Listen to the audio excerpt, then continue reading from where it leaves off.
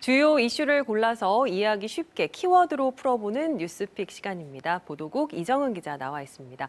자, 이 기자 오늘 키워드 뭔가요?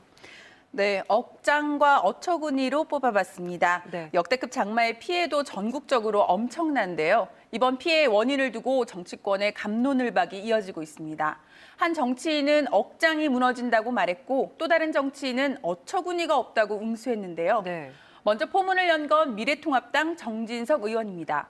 공주 부여 청양리 지역구로 지난 20대 국회 때 자유한국당 4대강 보 해체 반대특위 위원장을 맡아 공주보 철거 반대에 앞장섰습니다. 지난 총선에서도 이 문제를 이슈화하면서 근소한 차이로 5선에 성공했는데요.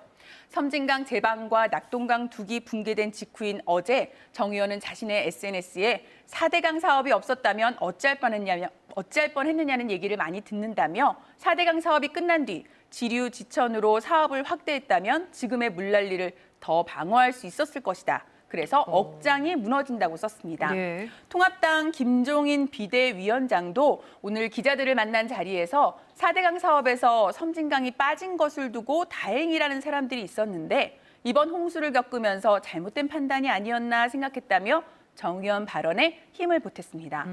무소속인 홍준표 의원도 MB 시절 4대강 정비에 이은 지류 지천 정비를 하지 못하게 하더니 이번 폭우 피해가 지류 지천에 집중됐다며 여권을 공격했습니다. 자, 정리를 해보면 4대강 사업으로 홍수 피해를 어느 정도는 막았고 이게 지류 지천까지 사업이 확대됐다면 피해를 더 줄일 수 있었을 것 같다라는 의견인 것 같은데 민주당 의원들도 할 말이 많겠는데요.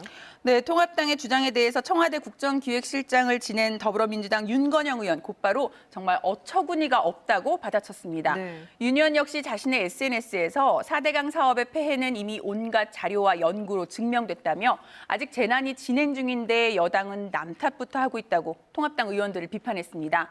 윤 의원이 말한 연구는 박근혜 정부 때인 2013년과 문재인 정부 때인 2018년 두 차례에 걸친 감사원 감사 결과를 염두에 둔 것으로 보입니다. 당시 두 차례 감사 결과에서 감사원은 4대강 사업은 홍수 예방이 아니라 한반도 대운하 사업의 사전 성격이 크다는 결론을 내렸습니다. 네. 민주당 서른 의원도 오늘 최고위원 회의에서 4대강 사업 초기부터 환경단체는 효과가 없을 것이라며 지류 지천 정비를 주장했다고 강조하고 4대강 사업에 들어간 22조 원으로 지류 지천 정비를 했다면 홍수로 인한 피해를 줄일 수 있었을 것이라고 반박했습니다.